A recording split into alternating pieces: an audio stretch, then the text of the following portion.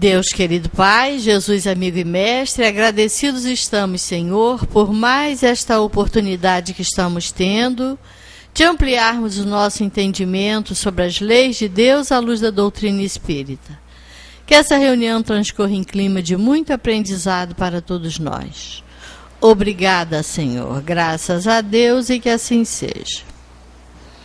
E com vocês, Celi Machado. Nós estamos desenvolvendo a lei de liberdade, saímos das perguntas que Kardec fez sobre o livre-arbítrio e entrando aí nessa questão da fatalidade. Inclusive, depois que a gente terminar essa lei, a gente pode fazer um apanhado geral dessa questão da reencarnação, do livre-arbítrio e da fatalidade, as três coisas juntas, porque parece que elas se contradizem, né?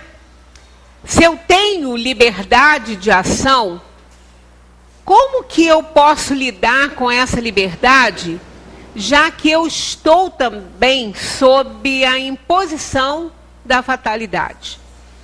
Mas isso é tão simples e tão claro que não deve fazer nenhuma confusão e gerar nenhuma dúvida na gente a respeito disso. Temos livre-arbítrio, sim. E a fatalidade, o problema é que nós chamamos de fatalidade aquilo que, na verdade, não é uma fatalidade. Como nós vamos ver aqui, a fatalidade é algo que a gente não tem como mexer nela, não tem como determinar o nosso livre-arbítrio ali.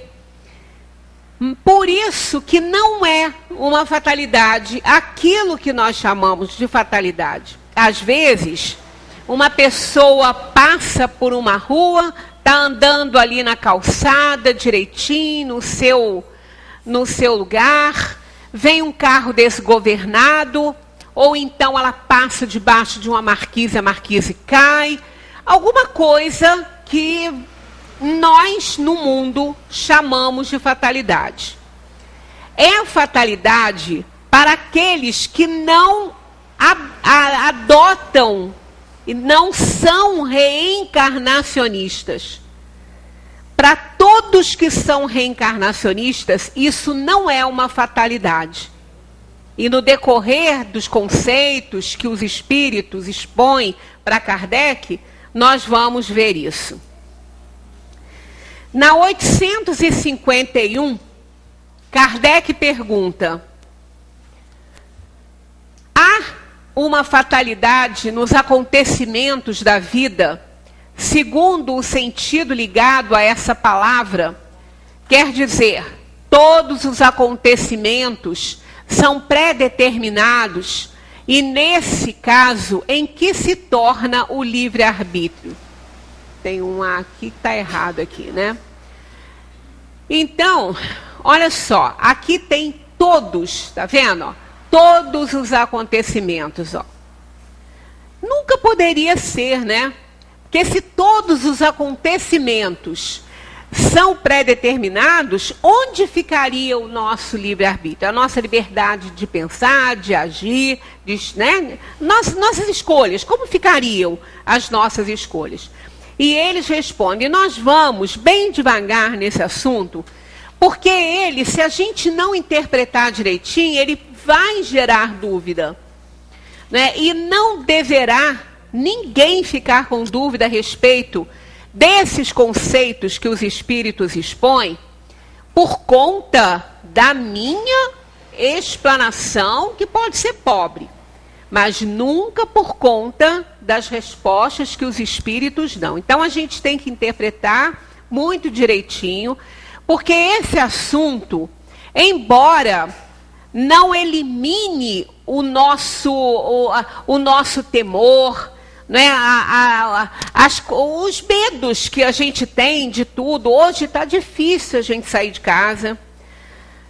as pessoas que estão nos grandes centros, como o Rio de Janeiro, que está explodindo aquilo lá, né? As pessoas andam com muito medo, porque não tem mais hora, não tem mais dia, não tem nada. É a qualquer hora, a qualquer momento. Há um tempo atrás, há uma semana dessa aí que eu disse, eu passei no Rebouças, fui para onde eu tinha que ir.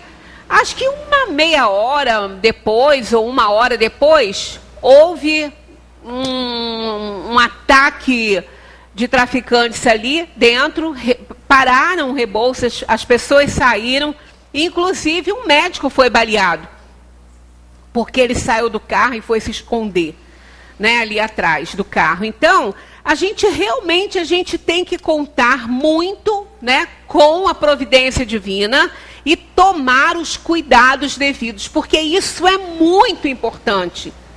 Existe em toda essa questão o fator humano. A gente nunca pode esquecer isso, né? O fator humano, ele determina muitas vezes. Então, o nosso livre-arbítrio, as nossas escolhas erradas poderão fazer que a gente passe por situações que nós não deveríamos passar.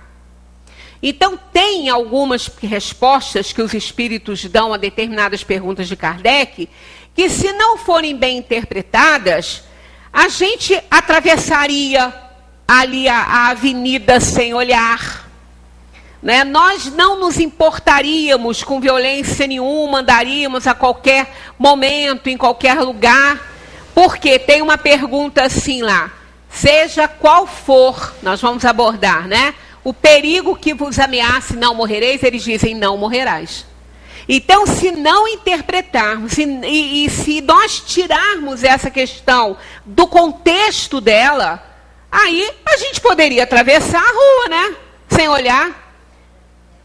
Eu não ia morrer, eu poderia ser atropelada, poderia ser jogada em cima da calçada por um carro, não morreria, mas não é assim, né? Então, essa questão, ela está certa, os espíritos não erraram, não tem erro nenhum aí, mas tem situações, né, em que nós vamos logo interpretar direitinho isso aí. Então, essa resposta aqui, ela está em 3 slides, porque ela é grande. Então, eu não juntei tudo para não ficar aquela coisa ali, a gente não analisar coisas importantes. Então, está aqui. A fatalidade, aqui, ó, não existe senão para a escolha feita pelo espírito ao encarnar-se, de sofrer esta ou aquela prova. Ao escolhê-la, ele traça para si mesmo uma espécie de destino, que é a própria consequência da posição em que se encontra. Estão vendo? Então, a fatalidade, olha, ela não existe senão na escolha feita pelo espírito.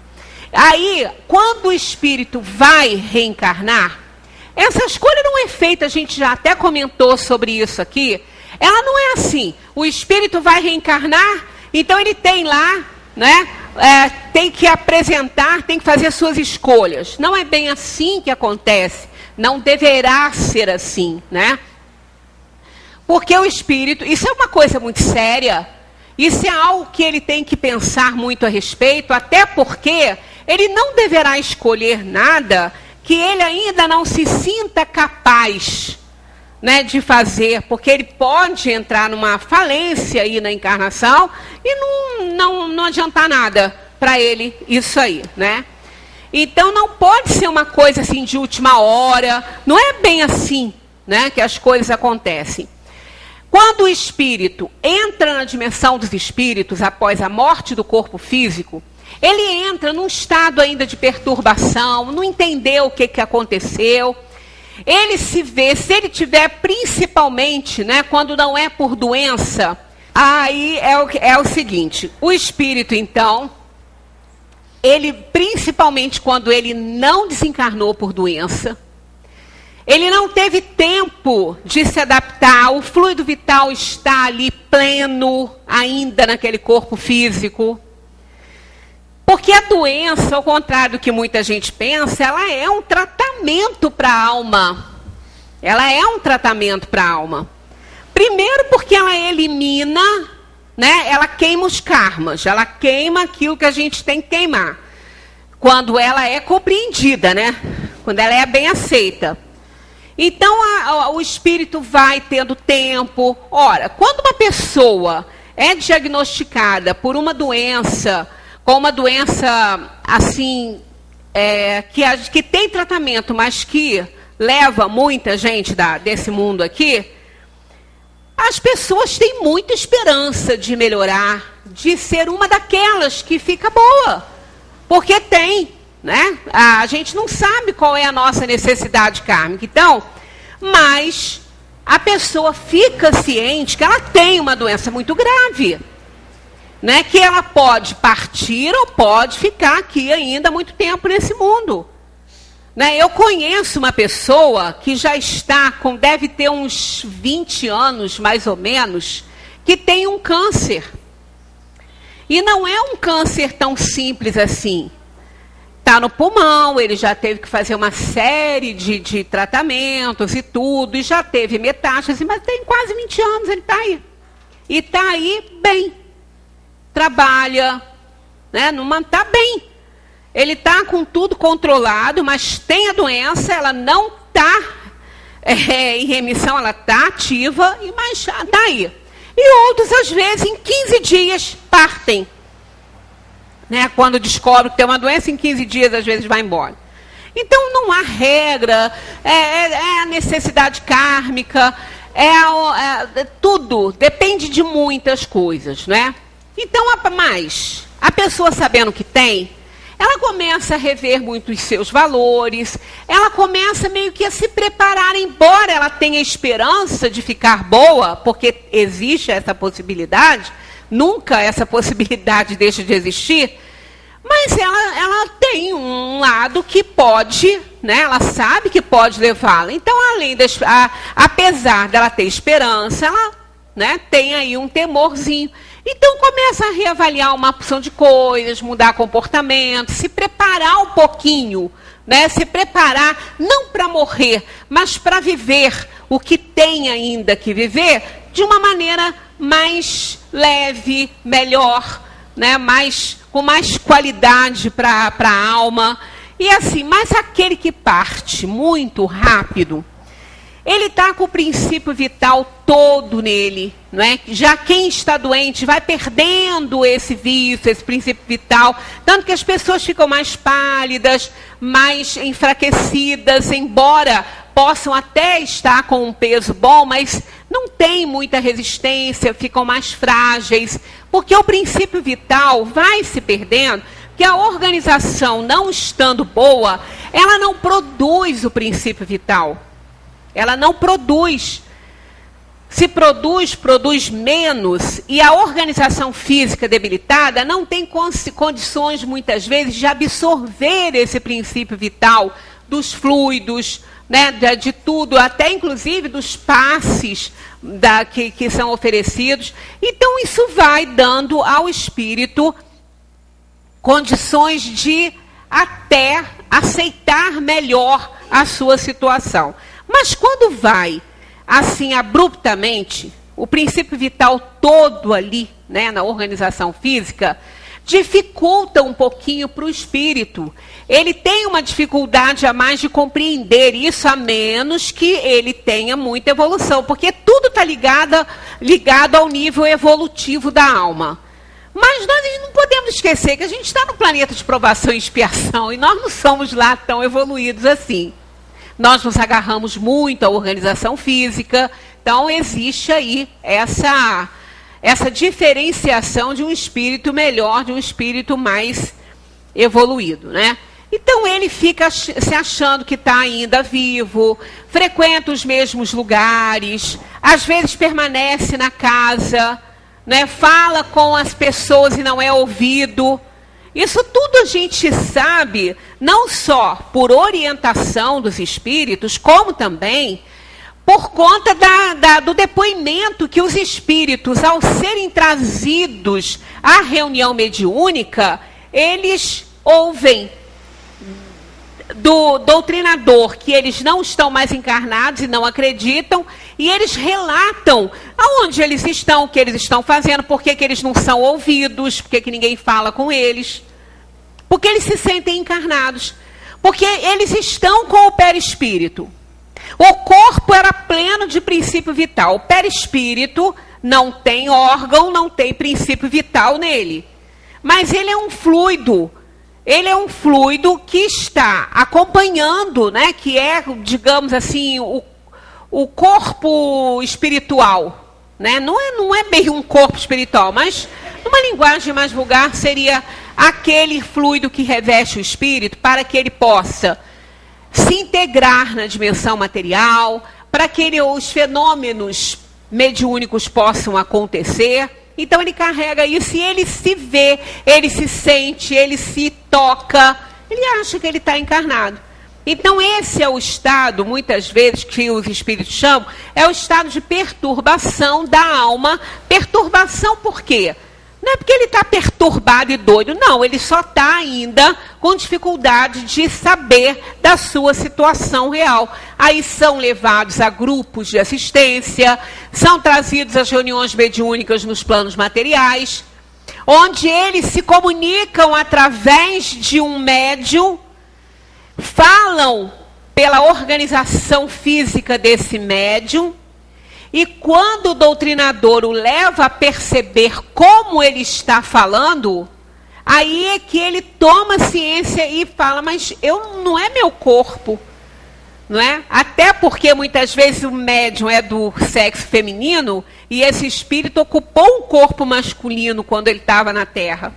Aí ele entende menos ainda, mas durante a comunicação ele passa a entender o que aconteceu com ele.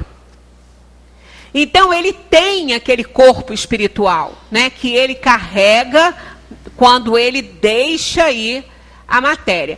Adentrando então ao plano espiritual com mais lucidez, ele percebendo que ele não pertence mais ao mundo, que ele já está numa dimensão espiritual, que é a nossa casa de verdade, né, que nós não pertencemos à dimensão material, e sim à dimensão espiritual. Isso é um período que a gente passa por aqui. Aí ele começa a perceber e ter conhecimento e ter lembrança da sua vida passada.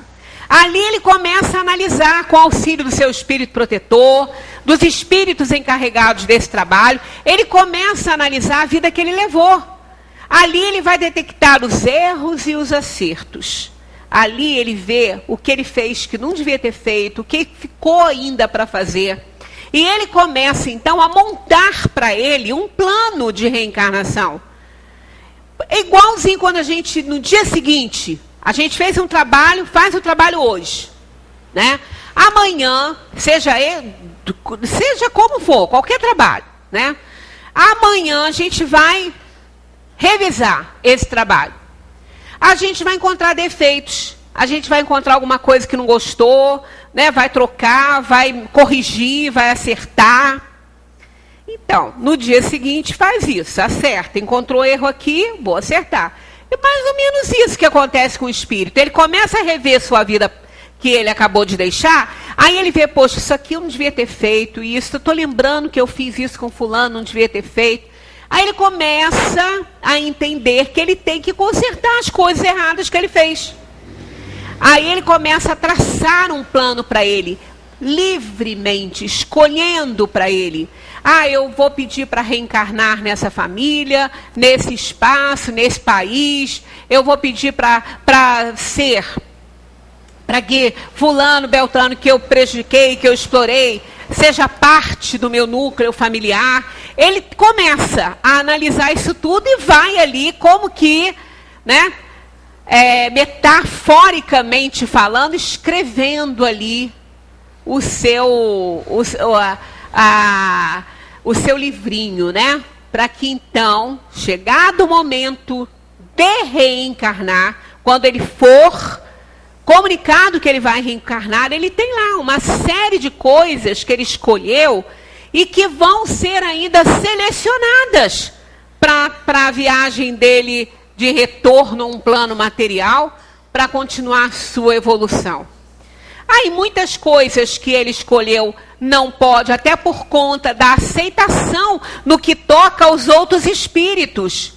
Né? Aqueles que ele gostaria que fizesse parte do seu núcleo familiar, mas se essa não for a vontade dos outros espíritos, isso não vai acontecer. Porque todos têm que estar de comum acordo, tem que se respeitar a liberdade dos outros também.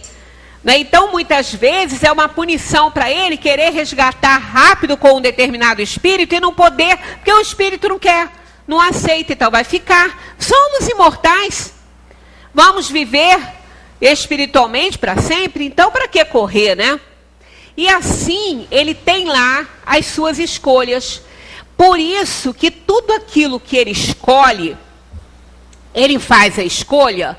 E como aqui no mundo também, quando nós optamos por uma atividade, a gente sabe que aquilo ali tem uma consequência? Então, na espiritualidade é assim também. O espírito faz a escolha das suas provações, das suas expiações, e ele sabe que tudo isso terá uma consequência. E aí é exatamente isso aqui, ó. A fatalidade não existe senão para a escolha feita pelo espírito ao encarnar-se, de sofrer esta ou aquela prova. Ao escolhê-la, ele traça para si mesmo uma espécie de destino que é a própria consequência da posição em que ele se encontra. Então ele vai escolher uma posição para reencarnar, e aquela posição, aquele tipo de vida que ele escolheu, vai lhe dar, não é, oportunidade de resgatar alguma coisa, mas também vai gerar uma série de consequências que poderão levá-lo a um gênero de morte diferente de outros que escolheram outras coisas. Então não é uma fatalidade quando aquele muro cai em cima da pessoa, quando o carro sobe na calçada, pelo olhar reencarnacionista, não, porque aquilo ali, de certa forma, foi escolhido pelo espírito para que ele fizesse um resgate. Aí a pergunta vem, ele escolheu uma marquise cair na cabeça dele? Ele escolheu um bêbado dirigindo um carro para pegá-lo em cima da calçada? Não. Até porque essa marquise que caiu na cabeça da pessoa, alguém terá que se responsabilizar por aquilo ali. Porque o engenheiro pode não ter feito cálculos certos, ele vai se responsabilizar, ele vai ser culpado, né? Ele vai levar uma culpa, o bêbado também vai ter que responder por isso. Então, não é bem assim. Ele escolheu uma morte trágica. A morte trágica, ela pode acontecer por N situações. E, na maioria das vezes, sem que alguém tenha que se responsabilizar por isso. Até porque quem se responsabiliza, quem tiver parcela de responsabilidade numa tragédia, vai responder por ela.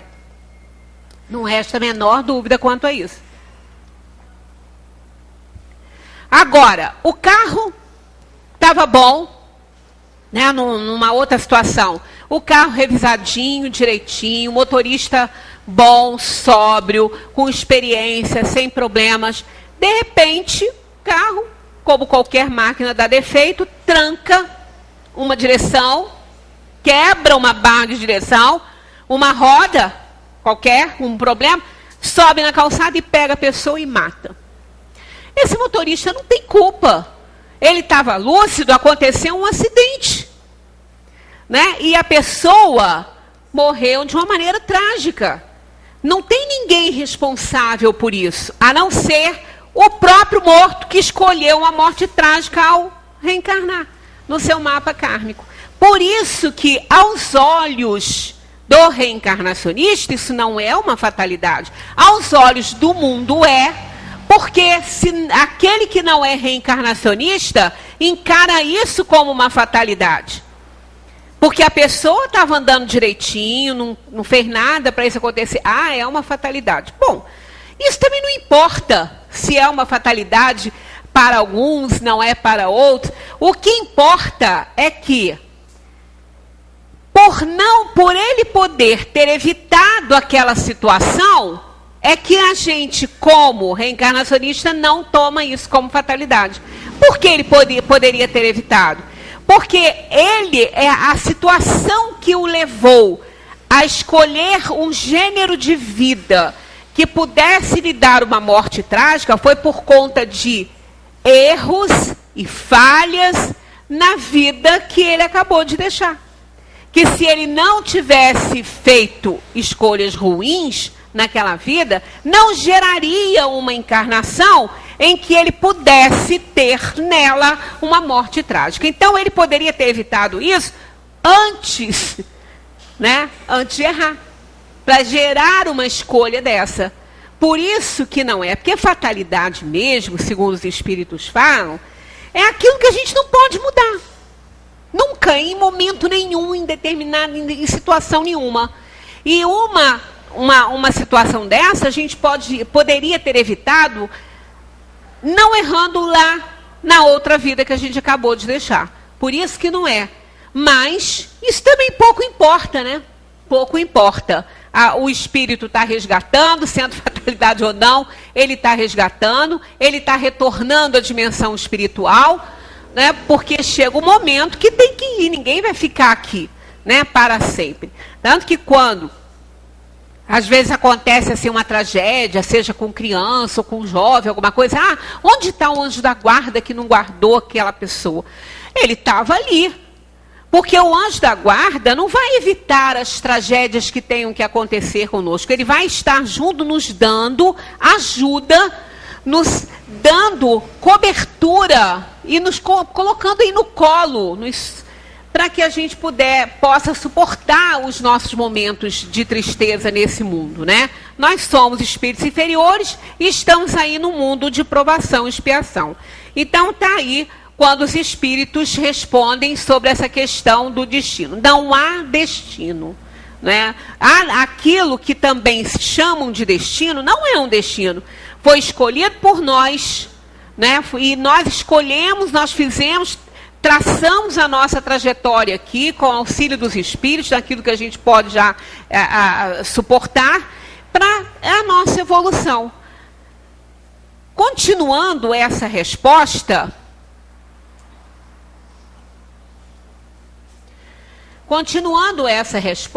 os espíritos continuam. Falo das provas de natureza física, porque no tocante às provas morais e às tentações, o espírito, conservando o seu livre-arbítrio sobre o bem e o mal, é sempre senhor de ceder ou resistir. Então, assim, o espírito faz aquela escolha que muitas vezes não é lá muito boa, né? Aos nossos olhos. É boa para ele poder resgatar o passado dele. Mas aos nossos olhos, né? Depois que a gente está aqui nesse mundo, a gente fala assim, o quê? Como é que eu fui escolher uma coisa dessa? Estava doido para escolher isso para mim? Não, estava lúcido demais. Com visões da vida que acabou de deixar. Com visões de um futuro melhor, para que ele possa, então, ser mais feliz. Vamos cortar a benção, daqui a pouco a gente liga de novo. É que esfriou agora aqui. Então, olha só. Mas ao fazer essas escolhas, o espírito, por isso que eles falam aqui, falo das provas de natureza física, porque no tocante às provas morais e às tentações, o espírito conserva o seu livre-arbítrio e o seu conhecimento sobre o bem e o mal. É aí que a gente fala, quando o espírito faz uma escolha dessa, vem para o mundo, e aqui começa a se revoltar com as coisas que ele está passando, né? Ele começa a se achar vítima do mundo. Aí ele começa a tomar muitas vezes atitudes morais que não deveriam estar sendo tomadas, que vão denegrir a sua imagem. Né? Muitas vezes um espírito escolhe a prova da pobreza e da miserabilidade, chega aqui, ele nos porta, começa a reclamar do mundo, a vítima do mundo, e começa a tomar atitudes indignas. né, para suprir as necessidades dele. Só que ele fez essa escolha antes. Então, ele é tentado de todo tipo, mas ele tem que permanecer. Ele tem o anjo da guarda dele que vai auxiliá-lo. Ele sabe o que está certo e errado. Ele sabe que furtar, roubar, assaltar está errado. Mas ele, às vezes, não aguenta e faz. Então, aí, isso não estava no plano kármico dele. Isso não estava em destino nenhum. Foi uma escolha dele diante da prova. Então, a gente resume o seguinte. O espírito faz a escolha das suas provas, mas como ele vai se comportar diante dessas provas, aí é com ele. Isso não está escolhido. Isso não é um destino. Ele que está tomando essa providência. Da mesma maneira que o espírito que fez a mesma escolha pode se manter ali digno, né, procurando melhorar, procurando superar suas dificuldades de maneira digna, o outro pode enveredar para o crime. Então isso aí não é uma escolha, não é uma antes de reencarnar. Ele não reencarnou escolhendo agir dessa maneira. Ele reencarnou escolhendo a prova. Aqui é que ele então começa a fazer bobagem. Por isso que eles falam aqui claramente, tá aí, ó, falo das provas de natureza física, porque no tocante às provas morais e às tentações, o espírito, conservando o seu livre-arbítrio sobre o bem e o mal, é sempre senhor de si, de ceder ou resistir. Então, isso aí, a prova moral, ela não foi escolhida. Foi escolhida a prova física, ele vai ter que passar por ela. Agora, a maneira como nós vamos encarar tudo isso é que vai fazer aí a diferença para a gente. Ou a gente resgata nosso passado delituoso, ou a gente acumula dívidas horríveis para o futuro. Eu ia falar até uma palavra que eu tive visitas agora nesse fim de semana, e há muito tempo que eu não ouvia, horripilante. Eu recebi, vieram alguns parentes, aí o marido da minha prima, ele não aguenta muito frio, aí ele assim, ele é muito grande, os braços, olha, isso aqui está um frio horripilante. Aí eu falei, horripilante? Adorei essa palavra, horripilante. Pois é, aí é que tá. Nós vamos criar problemas horripilantes para o nosso futuro reencarnatório. Mudando aqui, o que não quer mudar isso aqui? Não quer mudar não, vamos mudar aqui manualmente. Aqui. Um bom espírito, olha só a influenciação. Um bom espírito, ao vê-lo fraquejar, pode correr em seu auxílio, mas não pode influir sobre ele a ponto de subjugar-lhe a vontade. Às vezes, alguém faz essa pergunta para a gente, por quê? Que um espírito inferior pode atormentar, pode subjugar-nos, e um superior não pode? Ele não poderia mais? Pode, muito mais que o outro, mas não faz. Por que não faz? Porque ele estará tentando contra o livre-arbítrio, ele tem que respeitar a liberdade do outro de escolher, ele tem que fazer a parte dele. Ele não pode interferir. O inferior interfere porque ele não está nem aí nas consequências, para as consequências que ele vai sofrer por conta da sua intervenção. Quando a gente fala que nem Deus interfere no nosso livre-arbítrio, porque isso foi um presente dele para que a gente pudesse trabalhar o nosso aperfeiçoamento, a nossa evolução, não significa que ele não possa, claro que ele pode. Ele pode tudo. Ele é onipotente, onisciente, onipresente, é o Criador. Somos suas criaturas. Mas ele não faz. Ele não faz porque ele sabe que depende da nossa ação, das nossas escolhas, o nosso aperfeiçoamento. Foi essa marca que ele colocou no espírito, a sua imagem e semelhança, o poder de raciocinar, de escolher, de avaliar, né? Somos os únicos da criação que tem essa oportunidade, que tem essa liberdade. Os animais não têm livre-arbítrio. Então, qual é a prova, a gente fala sempre, qual é a prova maior que Deus não interfere no nosso livre-arbítrio? São os suicídios. Ele poderia perfeitamente interferir. Não vai cortar a vida e ponto final. Ele tem poder para isso. Mas ele não faz.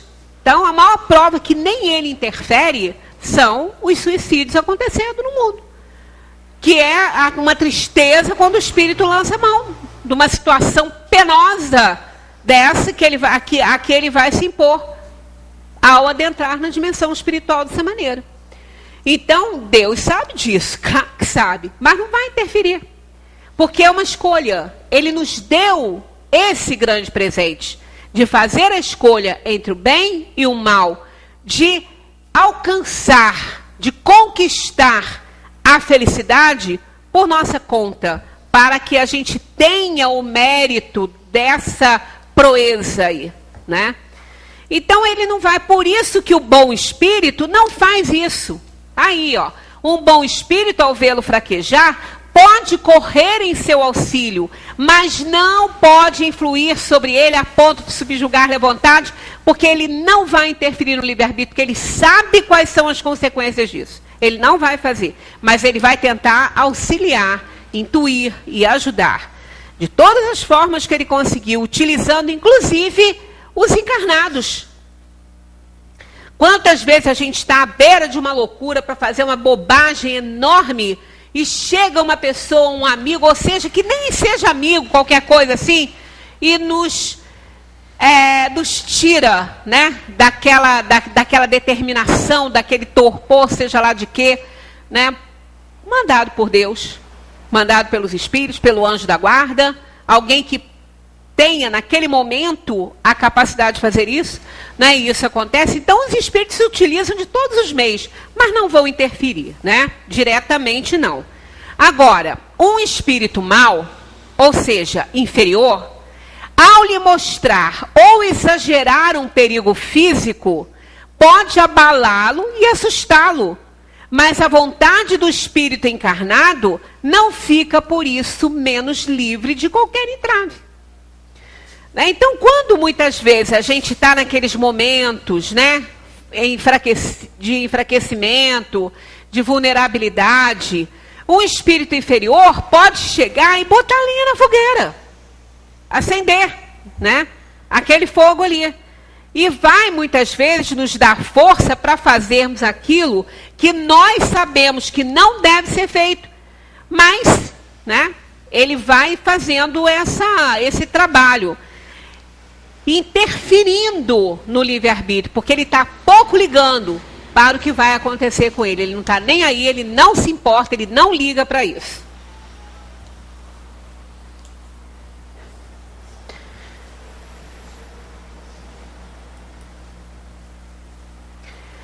Há pessoas, 852, né, que parecem perseguidas por uma fatalidade, independentemente de sua maneira de agir. A desgraça está no seu destino.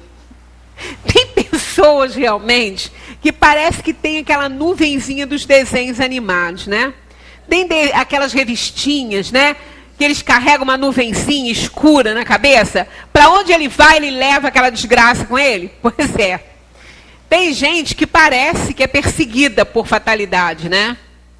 A resposta dos espíritos aí, ó, são talvez provas que devem sofrer e que elas mesmas escolheram. Ainda uma vez, levais à conta do destino o que é quase sempre a consequência de vossa própria falta. Em meio dos males que te afligem, cuida que a tua consciência esteja pura e te sentirás mais ou menos consolado. Por isso que está aqui, ó, talvez, provas que devem sofrer. Por que talvez? Não seriam sempre as provas que ele escolheu que pudesse fazer isso? Não, porque isso pode ser por conta da sua má escolha aqui, da vida que ele se encontra. Né? A nós, de uma maneira geral, nós somos muito imprevidentes, nós somos intransigentes. São características do espírito inferior. Ansiosos. Quantas vezes, né, a gente vê alguém falando assim, olha, eu não sei mais o que vou fazer, não arrumo emprego e tudo que eu quero fazer, que eu começo, dá errado. A fatalidade me persegue. Não, olha só. Será que essa pessoa já avaliou como é que ela começa os seus negócios? Será que ela está pesquisando o comércio, se for um comércio? Será que ela tem competência para isso? Ela tem visão comercial para isso? Aí, se não tiver, se não reunir aquele conjunto necessário que é importante a um empreendedor, não vai dar certo. Vai falir. Tanto que às vezes a gente vê uma lojinha, ela abre, nem esquenta, ela fecha. Porque são coisas mal pensadas, mal planejadas. Não dá certo, aí vai culpar a fatalidade. Muitas vezes constrói uma casa sem nenhuma noção de nada. Aí vem uma chuva, aquilo desaba, é fatalidade? Não, é imprudência. Né? É falta de planejar, falta de procurar alguém que conheça. E aí fica botando na conta do destino aquilo que a pessoa mesmo procurou para ela. Por isso que tem esse talvez aqui, ó. Porque se ela estiver sendo prudente, se ela estiver usando de todos os recursos materiais para aquilo dar certo, de todas as informações, se ela estiver fazendo a parte dela direitinho e mesmo assim não dá certo, aí vai entrar nessa questão da escolha das provas. Pode ser que em outra vida tenha negligenciado tantas coisas e posto a perder todo o seu patrimônio por conta da negligência e da imprevidência, pôs tudo a perder, aí pede provas assim, para ser testado e não conseguir realizar. Ah, mas um espírito pode pedir isso, ele vai pedir aquilo que ele achar que vai ser útil para ele evoluir. Ele pede. Pode ser uma loucura a nossa visão, nosso modo de ver, sob o nosso ponto de vista, mas no dele não é, porque ele sabe o que ele fez, os erros que ele cometeu. Então só ele vai poder fazer essas escolhas. E os espíritos superiores que vão permitir ou não que aquela escolha entre no seu mapa reencarnatório, porque senão, se os espíritos tiverem, né, certeza ali que ele não vai dar certo, nem permite que ele faça essa escolha para não perder a oportunidade de evoluir na atual encarnação que ele está querendo, né? Então, muitas vezes é isso, ele acaba achando, é muito mais fácil culpar o outro. Se ele tem um sócio, então a culpa foi do sócio. Ah, foi ele que não fez as coisas direito. É muito mais fácil ele culpar o outro do que a si mesmo, né?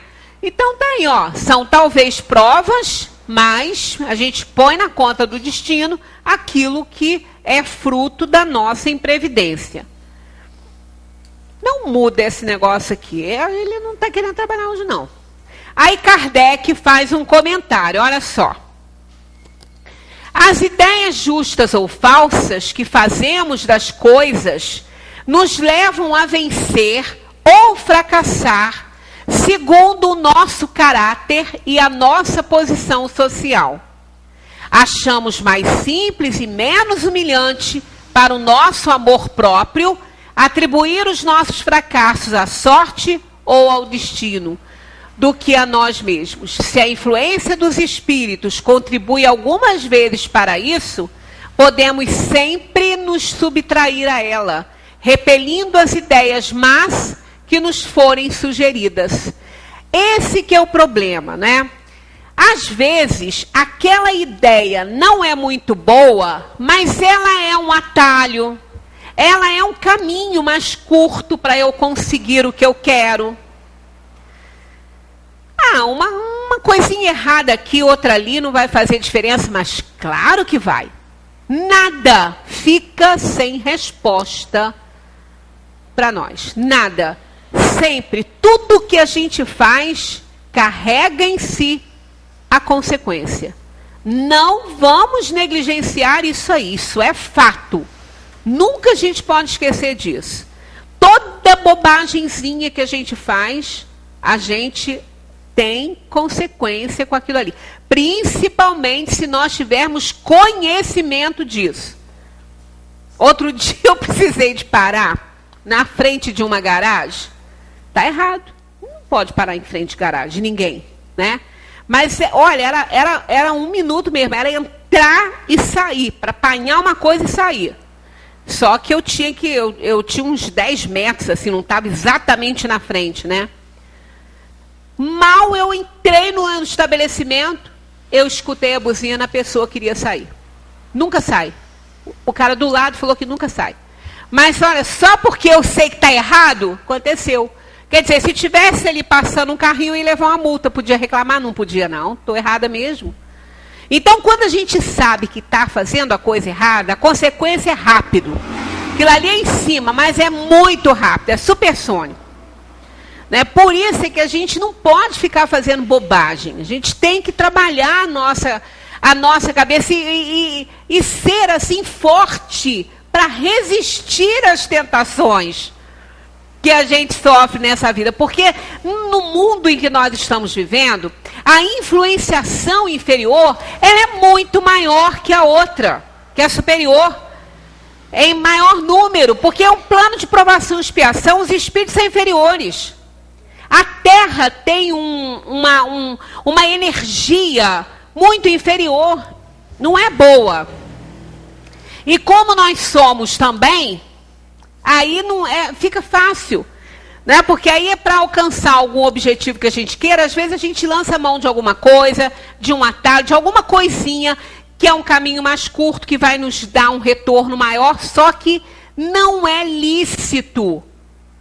Tudo posso, mas nem tudo me convém. Dá lá para a gente lembrar sempre disso aí. Né? Então, é por isso que acontece aquilo que às vezes a gente considera ruim. Né? Mas acaba sendo bom para a gente aprender.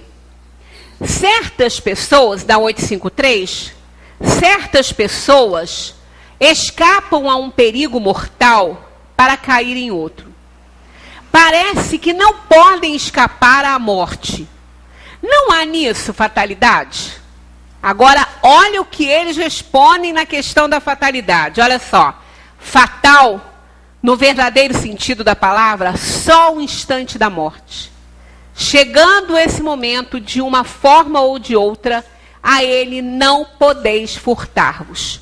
Eu não sei se é na Gênesis, me parece que é, eu não tenho certeza, que se é nela, em que eles reforçam isso aqui, dizendo que fatal é o momento do nascimento e da morte. Por quê que é fatal mesmo? Por que isso é uma fatalidade? Porque nisso a gente não pode mexer. Ah, pode. Eu tiro a minha vida? Pode. Ah, mas aí não é a sua hora. Não é a sua hora. Você está antecipando. Aí é diferente. Você está antecipando. Você não pode determinar a sua vinda. Não, você não pode fazer nada. Foi determinado que o espírito vai reencarnar. Ele vai reencarnar. Agora, usando do seu livre-arbítrio, o que ele pode fazer? Ele pode manipular a si mesmo, a sua vinda, e matar o corpo que vai se... Aquela... Não é nenhum corpo ainda, né? Aquele corpinho que está se formando, que vai dar oportunidade a ele de reencarnar. Isso ele pode fazer. Vai assumir responsabilidades, nossa, inimagináveis, fazendo isso. Porque ele está usando o livre-arbítrio dele. Então, o que ele não pode fazer é alterar a sua vinda. Foi determinado que ele vai reencarnar, ele vai, o processo está pronto.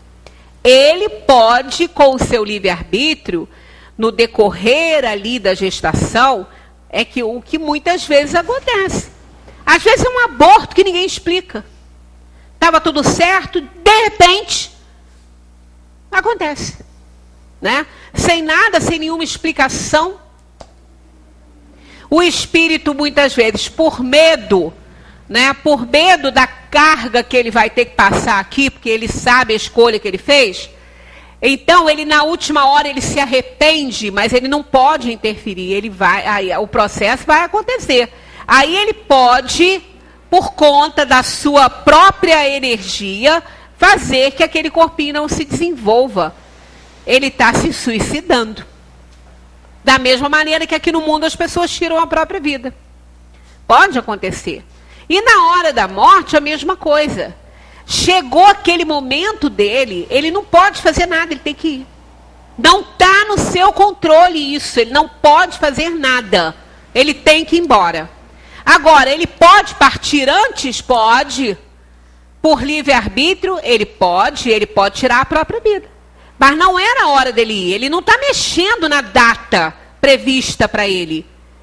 O ato dele, suicida, não mexeu na data prevista. Ele que se antecipou. Então, por isso que os espíritos dizem que aí é a fatalidade, porque o espírito não pode controlar isso. Ele pode controlar o gênero de morte dele. Isso ele pode controlar. Até mesmo depois da escolha que ele fez. Ele pode controlar o seu gênero de morte. Porque aí vai depender da sua liberdade. Da forma dele agir. Ele pode antecipar, ele pode mudar muita coisa. Esse plano, ele não é rígido, ele é flexível. O espírito pode interferir muito nesse plano que ele faz. Foi ele que fez. Ele pode interferir. Só que ele vai responder muito por isso. Porque quando ele interfere no plano reencarnatório dele, ele não está mexendo só na vida dele, ele está mexendo na vida de outros espíritos também.